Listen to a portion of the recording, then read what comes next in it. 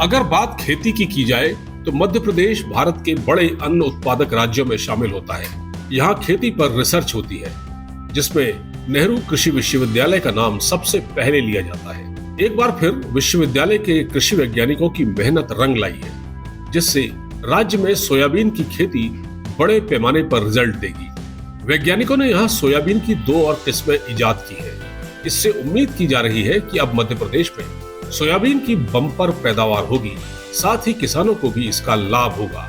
जबलपुर के जवाहरलाल नेहरू कृषि विश्वविद्यालय के वैज्ञानिक प्रोफेसर मनोज कुमार श्रीवास्तव ने इस साल JS 2212 और JS 2216 नाम की सोयाबीन की 2 किस्मों के बारे में बताया।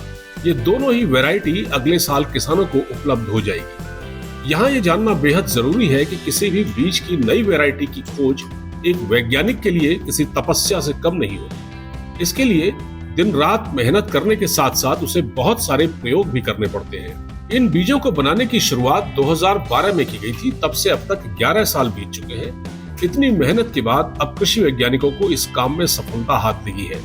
वैज्ञानिकों के मुताबिक सोयाबीन की फसलों में पीला मुजेक नाम की एक बीमारी लग जाती है, जिसके कारण फसलें काफी हद तक खराब हो जाती हैं। इस बीमारी के काट के लिए सोयाबीन की 2 वैरायटी लाई गई हैं, ताकि फसल में इसकी बीमारी का असर न हो।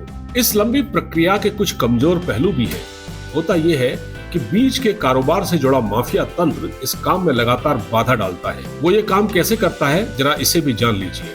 असल में इससे पहले कि कोई नया बीज पूरी तरह कसौटी पर खरा उतरे, उससे पहले ही इसकी चोरी हो जाती है। ये काम भ्रष्ट अफसरों और कर्मचारियों की मिलीभगत से होता है।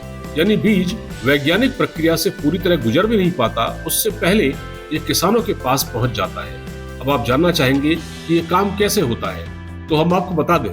इस बीज को ट्रायल के लिए वैज्ञानिक विभिन्न स्थानों पर भेजते हैं। इस दौरान वहां काम करने वाले कर्मचारी इन्हें चोरी छिपे किसानों तक पहुंचा देते हैं। इसके लिए बीज माफिया इन्हें मोटी रकम देता है और ये लोग खूब मुनाफा कमाते हैं।